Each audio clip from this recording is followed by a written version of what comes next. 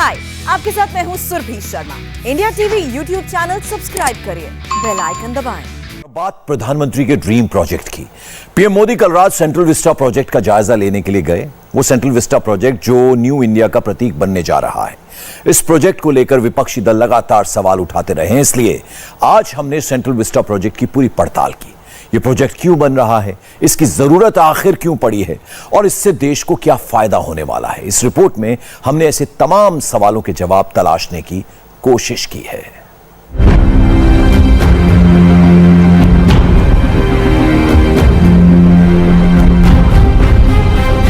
ये तस्वीरें आजाद भारत के सबसे बड़े संवैधानिक यज्ञ की हैं। भारतीय गणतंत्र का प्रतीक बनने वाली आधुनिक इमारतों का निर्माण हो रहा है। रविवार रात प्रधानमंत्री मोदी जिस सेंट्रल विस्टा प्रोजेक्ट की प्रोग्रेस रिपोर्ट लेने पहुंचे, वो प्रोजेक्ट न्यू इंडिया की डेमोक्रेसी को डिफाइन करेंगे, उसका प्रतीक बनेंगे। सेंट्रल विस्टा असल में सीट ऑफ गवर्नमेंट है। यह भारतीय गणतंत्र का भी केंद्र बिंदु है। गणतंत्र यानी जनता द्वारा संचालित व्यवस्था। इस तरह सेंट्रल विस्टा प्रोजेक्ट भारतीय गणराज्य और भारत की सरकार का नया प्रतीक है। सेंट्रल विस्टा प्रोजेक्ट के तहत राष्ट्रपति भवन से इंडिया गेट तक राजपथ और इसके दोनों तरफ मौजूदा क्षेत्रों का कायाकल्प किया जा रहा है। आजादी के बाद बेतरतीब तरीके से बनाई गई पुरानी पड़ चुकी इमारतों की जगह आधुनिक भारत की आकांक्षाओं और अपेक्षाओं के अनुरूप नए भवनों का निर्माण कार्य हो रहा है। किसी भी देश की राजधानी उस देश की सोच, उस देश के संकल्प, उस देश का सामर्थ्य और उस देश की संस्कृति के प्रतीक होती है।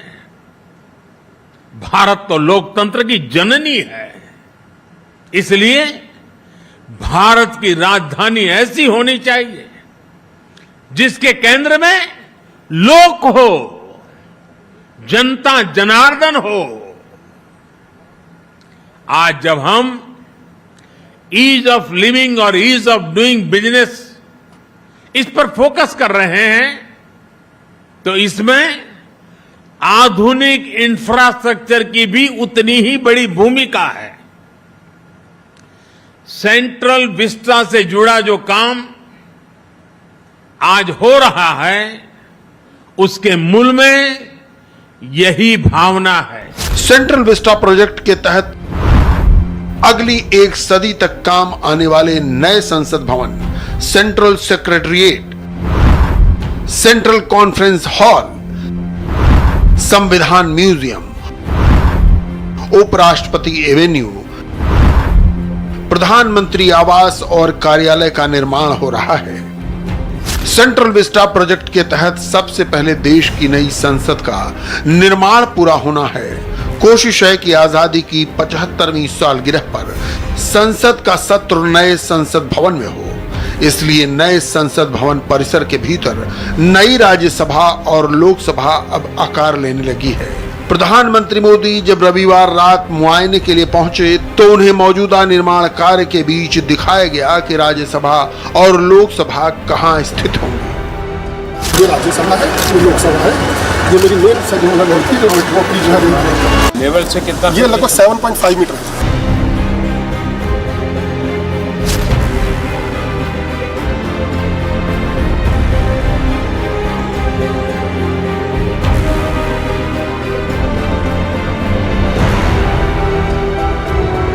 अगली 26 जनवरी की जो रिपब्लिक डे परेड नए सेंट्रल विस्टा एवेन्यू पे होगी, पहली बात। देखिए, ये जो सारा गवर्नेंस आर्किटेक्चर है, ये जब हम एक कॉलोनियल डोमिनेशन के अंडर थे, 1920 के आसपास ये सारा स्ट्रक्चर था। जो हमारा पार्लियामेंट है और ये जो नॉर्थ ब्लॉक, साउथ ब्लॉक, ये हमारे इतिहास, हमारी कल्चर, हमारी हेरिटेज, ये सब प्रिजर्व होगी।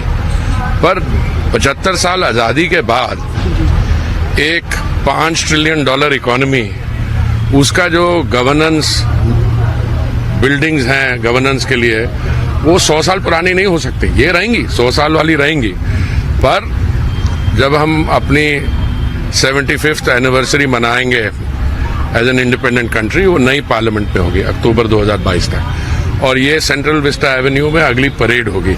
आज जिस सेंट्रल विस्टा का नवनिर्माण हो रहा है उसकी नींव 110 साल पहले रखी गई थी।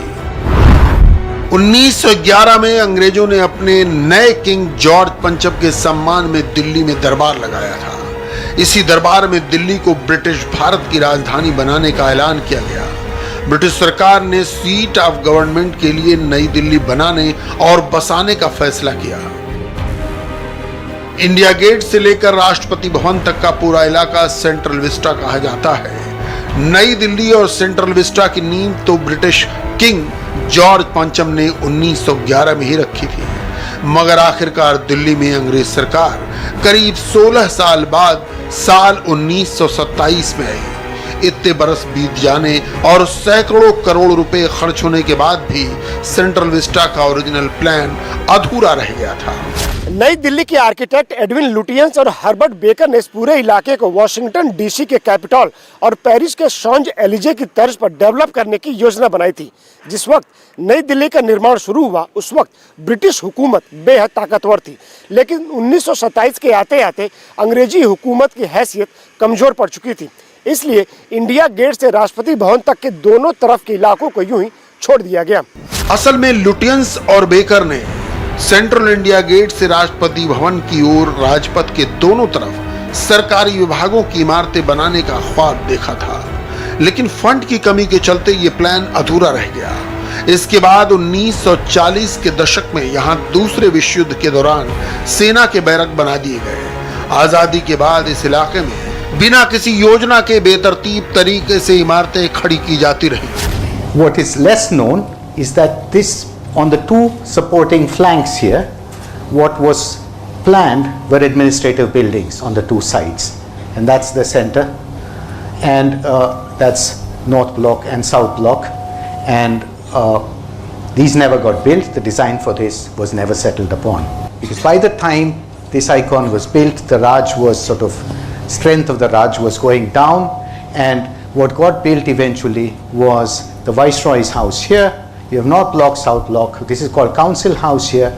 The Archives building, which was not the Archives, was a record office at that time, Imperial Record Office at that time. वक्त बीतने के साथ ही इंडिया की सीट ऑफ रिपब्लिक यानी संसद भवन और सीट ऑफ गवर्नमेंट यानी सरकारी भवनों ने अपनी खूबसूरती खो दी। रखरखाव की कमी, किसी योजना के अभाव और जरूरतों के दबाव ने एक सदी पूरा होने से पहले ही अंग्रेजों के बनाए सेंट्रल विस्टा को बदरंग कर दिया। असल में आज जो संसद भवन है उसकी कल्पना पार्लियामेंट हाउस के रूप में की ही नहीं गई थी।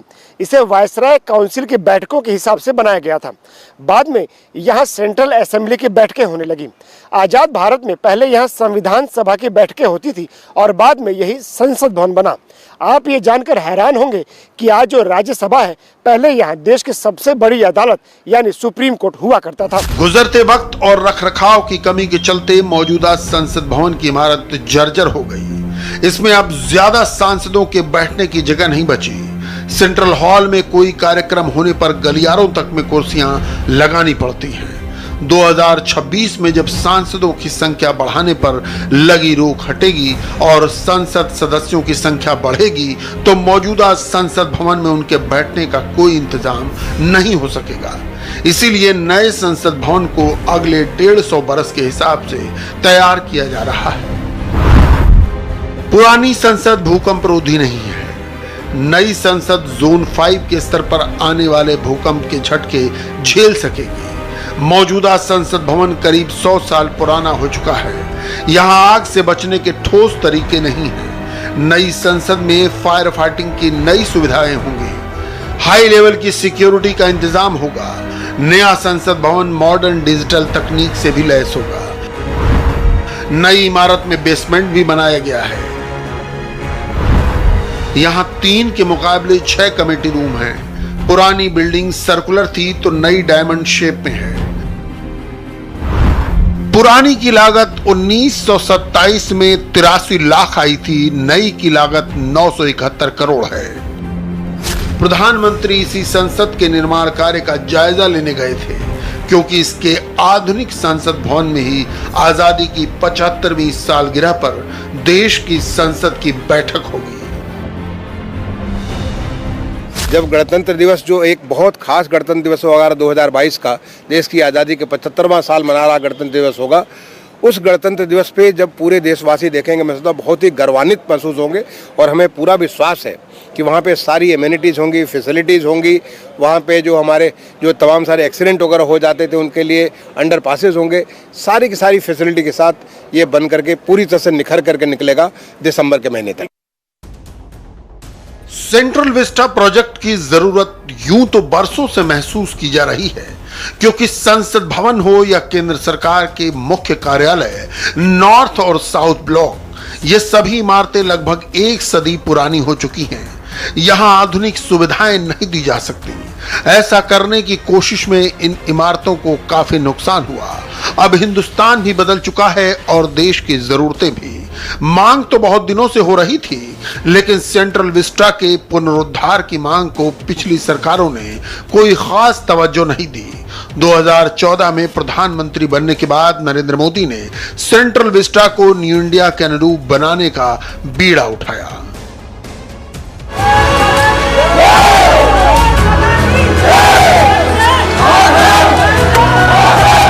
जो प्रधानमंत्री जी की विजन है, डिमांड्स तो बहुत देर से आ रही हैं कि नई पार्लियामेंट बिल्डिंग बननी चाहिए। ये सरकारी जो हमारे दफ्तर हैं, हम लोग 1000 करोड़ किराया देते हैं एक वर्ष में, जो सरकारी बिल्डिंग्स में अपने जो गवर्नमेंट डिपार्टमेंट, ज़मीन हमारी है। तो बहुत देर से ये डिमांड आ रही थी नई पार्लियामेंट की और रीबिल्डिंग की। पर ये प्रधानमंत्री जी की विजन, उनकी डिटर्मिनेशन, 2014 में जब हमारी सरकार आई तो उसके 1-2 साल बाद इसकी कॉन्सेप्चुअलाइजेशन शुरू हो गई थी। सेंट्रल विस्टा प्रोजेक्ट की विपक्षी दल ये कहकर आलोचना करते रहे कि ये मोदी महल है, पर असल में इस प्रोजेक्ट के 6 बड़े मकसद हैं। पहला है संसदीय सुविधाओं का आधुनिकीकरण, यानी आधुनिक सुविधाओं से लैस नए संसद भवन का निर्माण। दूसरा है सरकार की कुशलता और उत्पादकता बढ़ाना। तीसरा है सांस्कृतिक और मनोरंजन की सुविधाओं का विकास। चौथा है गवर्नमेंट के लिए मॉडर्न और सेफ इंफ्रास्ट्रक्चर का विकास। पांचवा है उपराष्ट्रपति और पीएम के लिए नए आवास और कार्यालय बनाना। और छठा लक्ष्य है विरासत बचाते हुए आधुनिक और energy efficient seat of government का डेवलपमेंट। विपक्ष को सेंट्रल विस्टा प्रोजेक्ट से बहुत सी शिकायतें हैं, वो इसे मोदी महल कहते हैं। लेकिन प्रोजेक्ट के तहत नया संसद भवन, वाइस प्रेसिडेंट और पीएम के लिए नए आवास और ऑफिस बन रहे हैं, जो सिर्फ मोदी सरकार नहीं इस्तेमाल करेगी। इसके अलावा विस्टा प्रोजेक्ट के तहत सरकार के 51 विभागों के दफ्तर भी एक ही जगह पर बन जाएंगे। इससे जमीन का बेहतर इस्तेमाल होगा, बेतरतीब सरकारी दफ्तरों को नई सूरत मिलेगी। सेंट्रल विस्टा प्रोजेक्ट का ऐलान 2 साल पहले यानी सितंबर 2019 में हुआ था। 10 दिसंबर 2020 को प्रधानमंत्री मोदी ने इसकी नींव रखी थी। मार्च 2022 तक नया संसद भवन तैयार होना है। इससे पहले सेंट्रल विस्टा यानी राजपथ के दोनों तरफ के इलाकों को 26 जनवरी को परेड के लिए तैयार किया जाना है। वहीं नए सेंट्रल सचिवालय और उससे जुड़ी सभी सुविधाओं के निर्माण की डेडलाइन मार्च 2024 रखी गई है। आजादी के बाद से ही नॉर्थ और साउथ ब्लॉक और इंडिया गेट राजपथ के इर्द गिर्द कृषि भवन, रेल भवन और निर्माण भवन जैसी इमारतें बेतरतीब तरीके से खड़ी कर दी गई।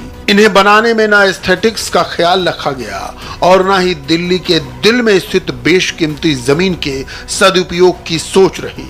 1940 के दशक में सेना के लिए बनी बैरकें और अस्तबल नए ऑफिस बन गए। इससे न सिर्फ सरकारी अधिकारियों की प्रोडक्टिविटी प्रभावित हुई, बल्कि उन्हें कम संसाधनों और खराब माहौल में काम करने के लिए मजबूर होना पड़ा।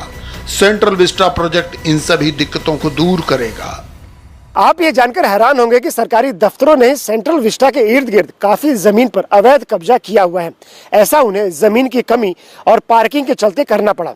जमीन का सही इस्तेमाल न होना इसकी सबसे बड़ी वजह रही।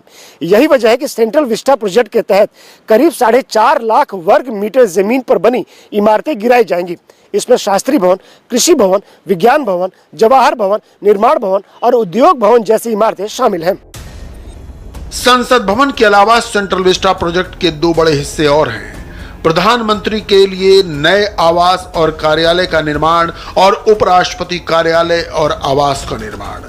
मगर सेंट्रल विस्टा प्रोजेक्ट के तहत सबसे बड़ा निर्माण होगा कॉमन सेक्रेटरीट का। कॉमन सेक्रेटरीट के तहत सरकारी विभागों के लिए 10 बिल्डिंग बनेंगी। इसके अलावा सभी विभागों के काम आने वाला सेंट्रल कॉन्फ्रेंस सेंटर बनेगा। ये सारे दफ्तर पीपल्स मूवर के जरिए दिल्ली मेट्रो से जोड़े जाएंगे। सभी इमारतें एनर्जी एफिशिएंट और पर्यावरण के हिसाब से बनाई जाएंगी।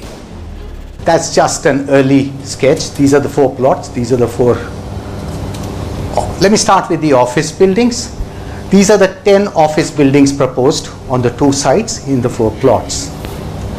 It will consolidate all the ministries of the government of India in one place so that they are not scattered all over Delhi. By the way, that will end up saving rent payments of 1,000 crores per year. So that's itself a straight saving that you can. So everybody here scattered all across is all going to be brought into one place. 1911 में British जब अपनी राजधानी कोलकाता से दिल्ली लाए थे तो वो इतिहास में मील का पत्थर बनी थी। आज 21वीं सदी के भारतीय जन अपने हाथों से न्यू इंडिया के जनतंत्र के प्रतीकों का निर्माण कर रहे हैं। इसलिए प्रधानमंत्री मोदी जब प्रोजेक्ट की समीक्षा के लिए मौके पर पहुंचे तो उन्होंने कहा कि इस निर्माण कार्य में मजदूरों के ऐतिहासिक योगदान को भी यादगार बनाया जाएगा। क्या कर रहे हो? काम आएगा। बड़ा पवित्र काम आपके हाथों से हो रहा है भाई। इसमें कोई शक नहीं कि जब सेंट्रल विस्टा प्रोजेक्ट पूरा होगा तो भारत की बहुत बड़ी उपलब्धि होगी। ऐतिहासिक विरासतों को संजोते हुए आधुनिक गणतंत्र के नए मंदिर जनता जनार्दन के तप से जगमग हो उठेंगे। हाय, आई एम सुरभि शर्मा। खबरों से अपडेट रहने के लिए India TV YouTube channel subscribe करिए, साथ में बेल आइकन जरूर दबाएं। जुड़े रहें इंडिया टीवी के साथ।